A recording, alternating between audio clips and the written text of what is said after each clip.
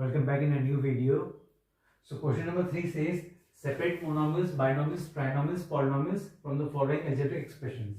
So in this question make sure कि अब एकदम नई चीज आ गई है. We have to find out हमारे सामने कुछ algebraic expression दिए हुए हैं. Make sure ये इतनी सारी चीजें दी हुई हैं, सबको algebraic expression बोलते हैं. अब इनमें हमें ये पता लगाना है कि इनमें मोनोमियल कौन सा है, बाइनोमियल कौन सा है, ट्राइनोमियल कौन सा है, पॉलिनोमियल कौन सा है. So first of all, for that reason, we have to find out what is the meaning of monomial, binomial, trinomial and polynomials. मैं आपको शॉर्ट में एक्सप्लेन कर देता हूँ. It's very simple. मोनोमियल जो है कोई भी algebraic expression, मान लीजिए सब जो जितना भी कुछ दिख रहा है सब they are considered as algebraic expression. तो जितने भी algebraic expressions हैं अब अगर उसमें सिंगल टर्म है तो वो मोनोमियल कहलाएगा, अगर उसमें दो टर्म है तो बाइनोमियल कहलाएगा, और उसमें तीन टर्म्स है तो ट्राइनोमियल कहलाएगा. एंड लास्टली जो पॉलिनोमियल्स हैं अगर उसमें टू या मोर देन टू टर्म्स अगर उसमें आते हैं तो डेफिनेटली फिर वो पॉलिनोमियल्स भी कहलाता है. अब मैं इस क्वेश्चन के थ्रू पूरा एक्सप्लेन करूंगा कि क्या होते हैं मोनोमियल, बाइनोमियल, ट्राइनोमियल और polynomials. So first of all we will begin with 8 - 3x. So 8 - 3x. अब ध्यान से देखिए कि यहाँ पे दो टर्म्स हैं तो डेफिनेटली इसे हम बाइनोमियल बोलेंगे. एक चीज आपको बताना भूल गया था कि ये सब तो ठीक है, इट्स ओके, जैसे मैं बताया आपको, लेकिन मान लीजिए कहीं पे क्रॉस या यहाँ पे डिवाइड लगाओ, प्लस या माइनस ना होके इसमें मल्टीप्लाई या डिवाइड लगाए साइन, तो मेक श्योर कि जो है उसे हम सिंगल टर्म ही मानेंगे. For example like this 3x × 5y है तो ये टू टर्म्स ना होके ये सिंगल टर्म ही कंसिडर किया जाएगा. Same way over also 3x / 5y है तो ये भी जो है आपका सिंगल टर्म कंसिडर किया जाएगा, ना कि जो है इसे डबल माना जाएगा. क्योंकि जो है एक रीजन है इसका, मैं आपको बताऊंगा अभी जब मैं इस पे आऊंगा. So first of all we begin with over here 8 - 3x. So 8 - 3x को हम कहते हैं बाइनोमियल. सो बाइनोमियल कहलाएगा.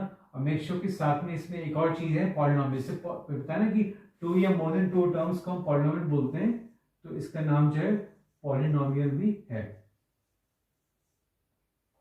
So now further xy². अब देखिए यहाँ से देखिए xy², इसके आगे जो है भले ही यहाँ पे टू इसमें वेरिएबल्स दिखाई दे रहे हैं आपको x और y, लेकिन टू टर्म नहीं होगा बिकॉज इसमें जो है इसके आगे पीछे कहीं भी हमें प्लस का निशान या माइनस का निशान कुछ भी दिखाई नहीं दे रहा है. सो डेफिनेटली जो है यहाँ पे ये सिंगल टर्म ही कंसिडर किया जाएगा बिकॉज इनके बीच में भी कोई प्लस या माइनस नहीं है.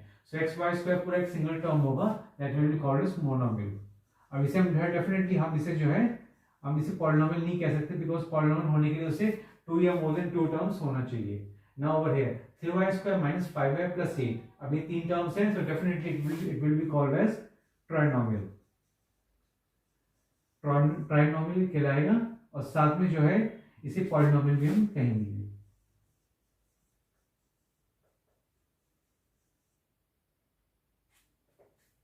Now further 9x - 3x² + 15x³ - 7. यहाँ पे फोर टर्म्स हैं. सो यहाँ पे ध्यान से देखिए 9x - 3x² + 15x³ और साथ में आपका जो है -7 है.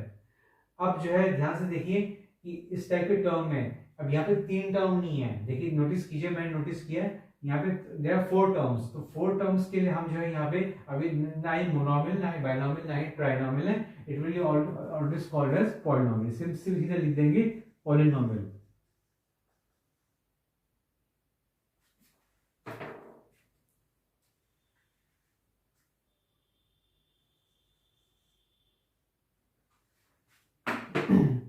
So now 3x × 5y. So 3x × 5. मैं एक बार जो है बुक में कंफर्म भी कर लेता हूँ कि कहीं यहाँ पे कोई प्लस डिवाइड या मल्टीप्लाई का साइन तो नहीं है, बिकॉज जो है कभी कभी ऐसा हो जाता है कि लिखने में प्रॉब्लम हो जाती है.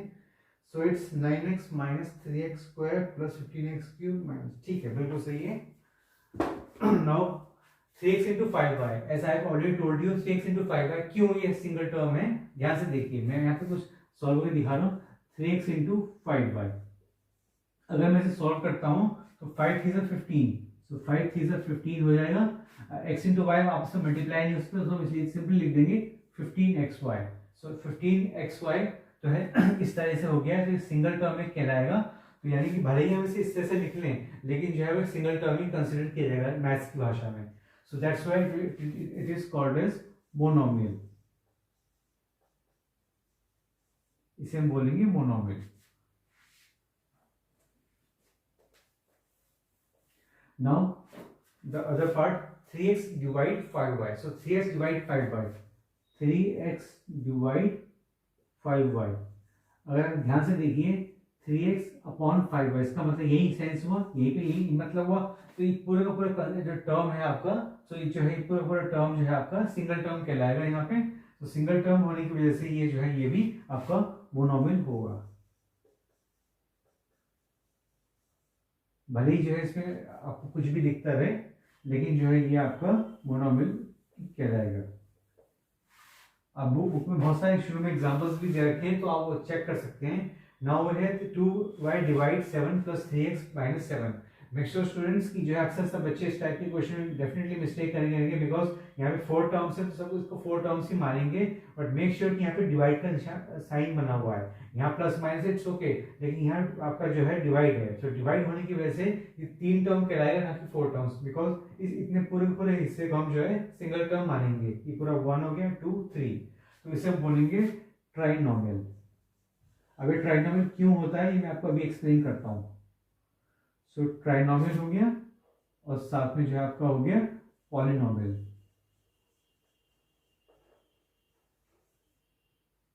अब ध्यान से देखिए 2y upon 7 plus 3x minus 7।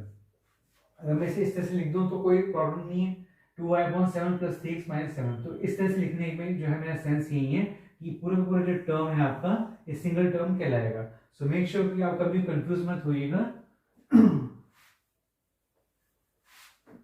So now the last one says 4 minus ax square plus bx plus y.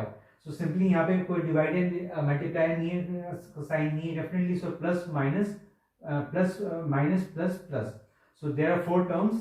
तो इसको हम सिंपली लिख देंगे पॉलिनोमियल, बिकॉज जो है इसके ट्राइनोमियल तो होगा नहीं है, so it will be considered as polynomial. So this is the answer for question number 3. So that was all in this video. Thanks for watching and see you in the next video.